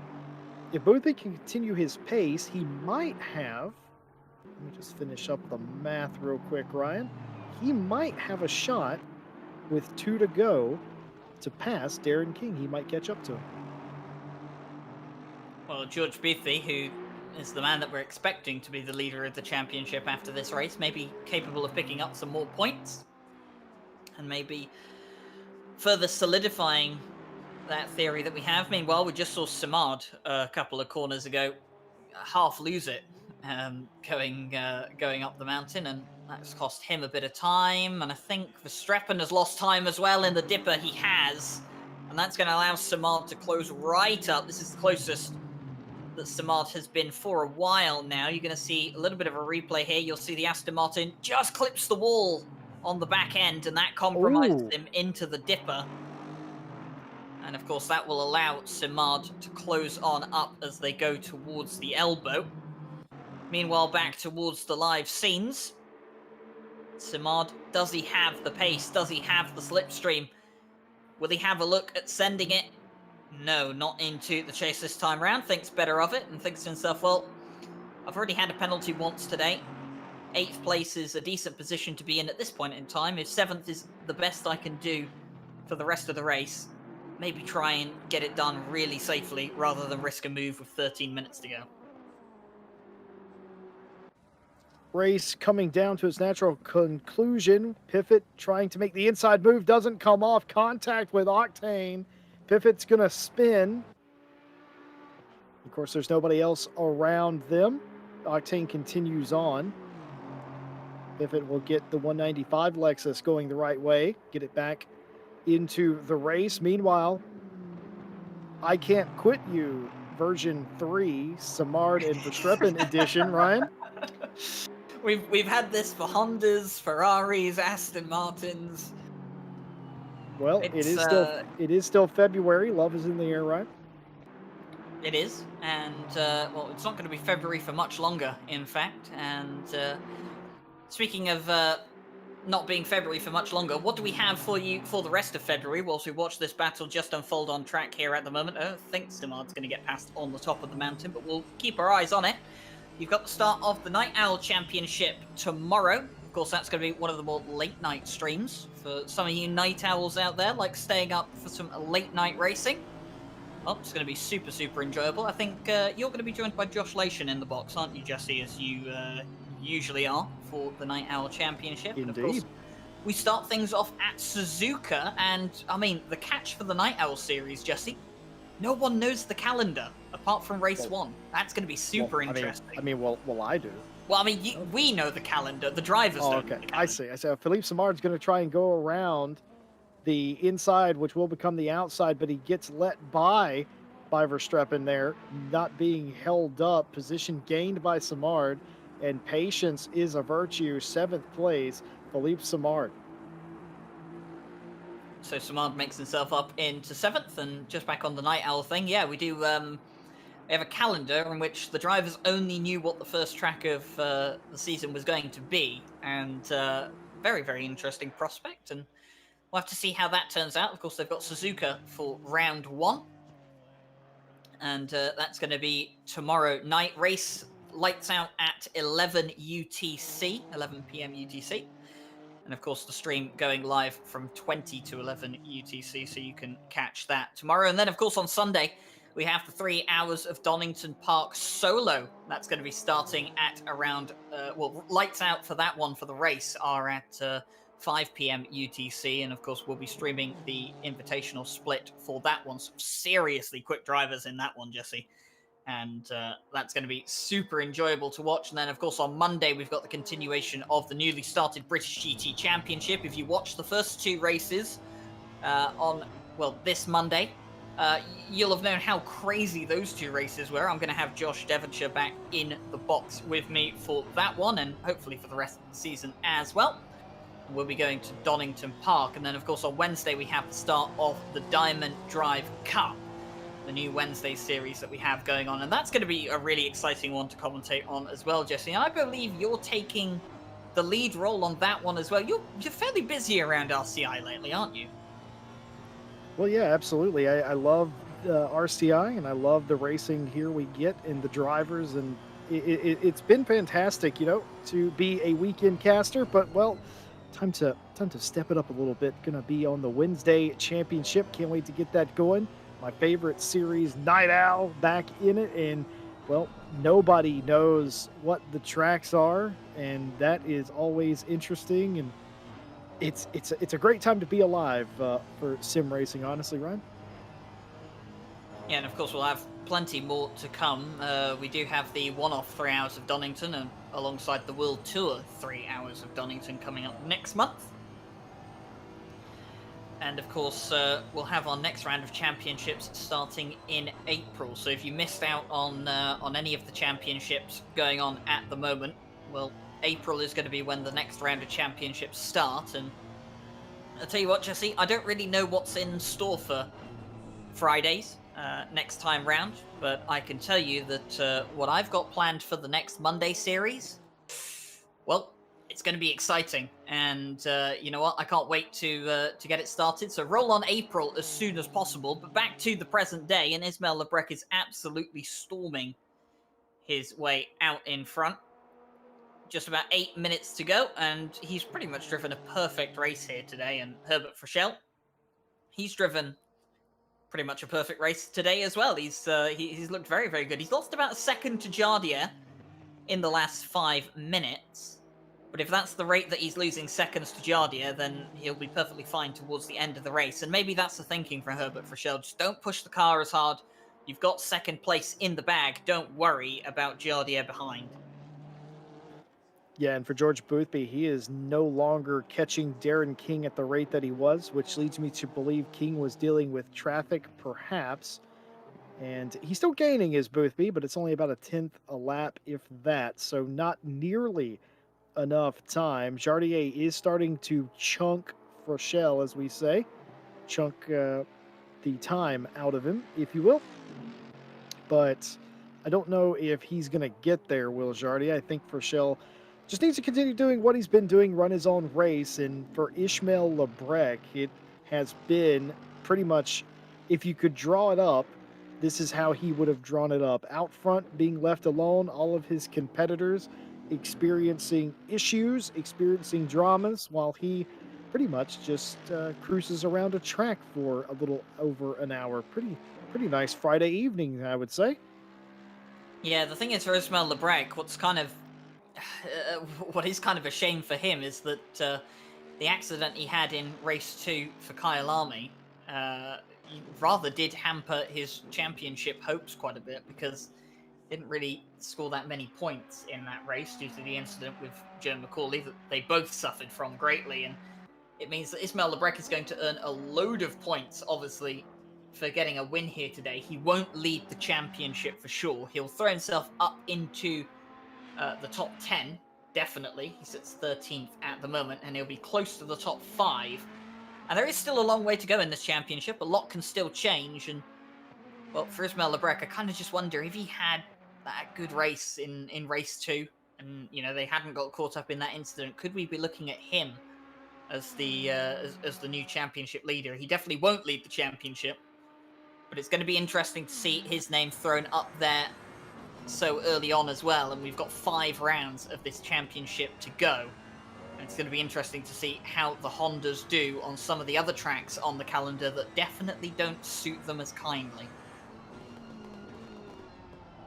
Yeah, and some people talking about the Hondas, they have been fairly dominant, you'll have to admit, but that's only because we've been going to tracks that complement the Honda. I think next week will be quite a bit different. I think you'll see the Hondas not as dominant, and some of the other brands come to the forefront. So it's just it's interesting the way the championship was constructed. Honda was the manufacturer to have 2, or actually 3, because Kailami was 2 separate rounds at the same weekend. So I think that's what people have been experiencing. I don't expect it to stay that way. Well, it's well, next week is going to be one of the new tracks, isn't it? It's going to be one of the British GT circuits that we're welcoming onto the calendar. We're going to be going to Snetterton for the first league race in RCI around Snetterton. That's going to be so exciting to see. And judging from the sprint event we had there, qualifying is going to be basically as important at Snetterton as it was here today. Although, if you ask Joe McCauley how important qualifying was here today, he'll tell you that it didn't help him too much. But nonetheless, it's going to be important out at Snetterton. But there'll be 2 sprint races at Snetterton, so that's going to be interesting to see as well how all of those guys manage that. And of course, there are 2 qualifying sessions as well, so it's entirely possible we could get 2 different pole sitters. But that's all to be planned for next week. Just less than 4 minutes remain here at Mount Panorama, and I've just been informed that Bouquet's Porsche was just in the wall again, and Indeed. that Trying to get around Verstappen here are these guys. Everybody's come together here at the end. Verstappen, the cork in the bottle, in 8th place. Bouquet and still Vason, all vying for that 8th place position. Bouquet attempting to get everything he can out of the corner, extends himself a little too much and gets into the wall. Very nearly does it again. I don't know how many hits that 194 can take, but you have to give him credit. That car still has pace, everything considered. I don't know. He's been in the wall more than anybody else today. 5, maybe 6 touches with the wall, and it looks like it, that Porsche, if you take a good hard look. I think all 4 corners of that thing have the paint rubbed off of it, but none of that strictly relevant here, as Verstappen has about 2 laps that he needs to outrun the 194, and the 962 is still Vason as well, because again, how many times have we seen it? You get side by side with one car, the car behind is the one that ends up benefiting the most. I wonder if Bouquet's Porsche is kind of adopting the Andre Franca Lamborghini strategy, which is that we'll damage the car enough up until the point where we improve the aerodynamics and make it quicker in a straight line. And that Porsche is going fairly quick in a straight line. It's catching up to Verstappen, in fact.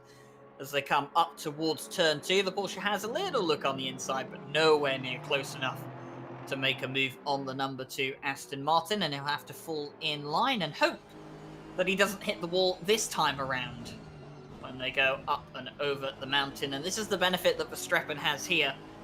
Even if his car isn't as quick as the Porsche over this section of the mountain, all he's got to do is make sure that his car is in the right place at the right time, and he doesn't really have to worry about the Porsche trying to make an overtake. Okay, the leader is on the final lap now. Give it all you can. Yes, indeed. Coming up to the last lap of the race. This is the battle furthest up the field. No other positions in real threat, though Boothby took out a second in the past lap and a half, but it will not be enough. Jardier has done just about the same to Frechelle, but barring any sort of contact or any sort of visits to the walls, I don't think that's going to be possible. What is possible is Bouquet and still Vason making a last lap pass. Doesn't look like it's going to happen here, but it is very possible.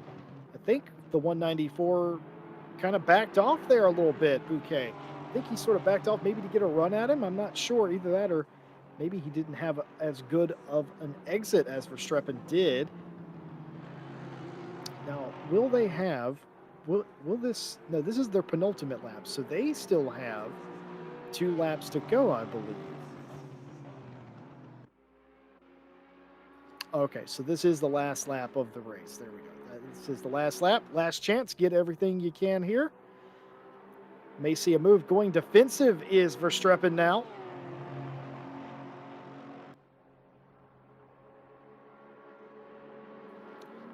A little bit of a move there.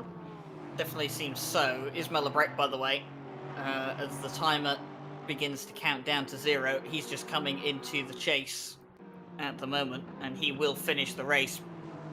Make sure that he is the winner here today. Meanwhile, Bouquet still chases down on to Verstappen, but Ismail Lebrec comes into the final corner. Absolutely dominant performance from him. He'll take his 2nd win of the season here today. Thoroughly deserved as well. Can't really say anything else, but a near perfect drive from him. Herbert Frechelle, well, he'll cross the line in 2nd, and Jardier will round out a podium 1.7 seconds behind. Meanwhile, we look back to the likes of Bouquet. It's final lap, boys.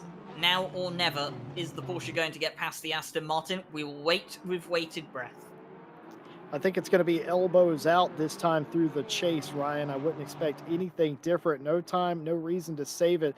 I don't think Verstappen's going to be under threat here from Bouquet, but Bouquet is under threat from Still Vason now all of a sudden. Still Vason now in the catbird seat to potentially get 9th place. He goes down to the inside. Pass is done and dusted. Is there going to be a rebuttal? Going to the outside is Bouquet. Can't quite get it. Trying to turn under Still Vason. Not going to happen. Defensive mode for the Aston Martin. Defenses confirmed, and one more turn left to go. One more turn to be as defensive as possible. He's going to show him the outside, going to give him the outside. It isn't going to come off, and Verstappen's going to come home. 9th still Vason with the last lap pass in 9th. Bouquet will settle for the final top 10 spot. Yeah, by the way, where has Svinček been all race? Haven't talked about the 107, but they'll come home in the 12th place. Clements in 11th, and the final few cars still to finish. Keeble in 13th, Octane and Piffet in 14th and 15th. And for 16th place this fight by Vandernet and Willemot. Willemot, we've seen him in the mix today. One last corner. Don't bottle it now. I think they're going to get just fine. Not even a defensive line of Vandernet there. They will come across 16th and 17th. Well, I don't know if that was out of frustration or not, but one way or another. It about sums up the feeling that a lot of people have after this race, doesn't it? And unfortunate to see, for sure. But the final classification, of course, Ismail Lebrec is the winner here today. And like I said, thoroughly deserved. 12.2 seconds ahead of Herbert Frischel and Jaroslav Honzik rounding out the podium places. Darren King and George Boothby in the top 5. Belhassain, Samad, Verstappen, Stilvason, and Bouquet all in the top 10. Clement, Schwenchek, Keeble, Octane, Piffett, Van den Eet, Willamot, and Grant Smith all finish the race. And plenty of drivers there that you can see that just did not finish here today. Joe McCauley, Karsten, Vanak, Parker, Latta, Kavaka, Barrier, Shermatinsky, Prendergast. And Harry Conway's at the bottom of that list. I'm guessing he snuck in the server at some point, but not present here tonight. He won't score points either, but plenty of unfortunate DNFs for some of these guys out here today. And, well, the stewards, they were a bit busy early on, but things got a lot easier on them as the race went onwards. And I'm pretty sure after 2 weeks ago and coming off of a 24-hour race, they're probably going to be quite glad about that.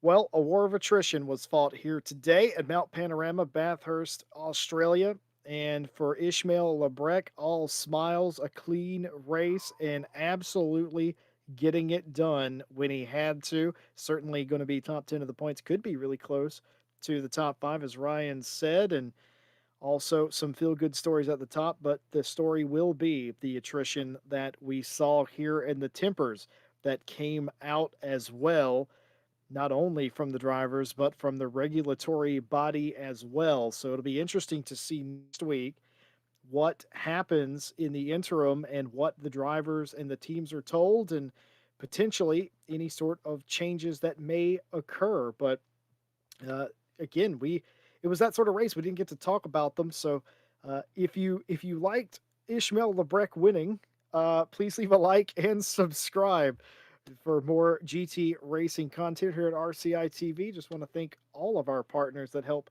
make every race possible: Race Department, AK Informatica, Speed Labs, and Sim Racing GP. Those guys are awesome. Links in the description to all of those great folks. And well, it had a little bit of everything, but I think mostly can't shy away from it. A lot of disappointed drivers.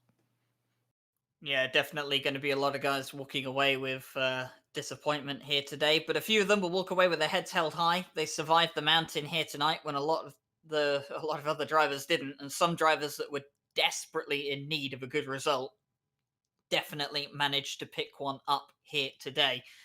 And of course, they're going to be leaving this race with a serious bag of points. We did mention what's coming up in the rest of the week earlier on, but of course, if you weren't around for that, I will give you a quick recap of what you can expect over the course of the next 7 days until we're back here for the Friday Championship. So tomorrow, on Saturday, you've got the start of the Night Owl Championship at Suzuka. None of the drivers know the full calendar for that circuit. You'll have Jesse Lee and Josh Lation in the box for that one. I know those guys.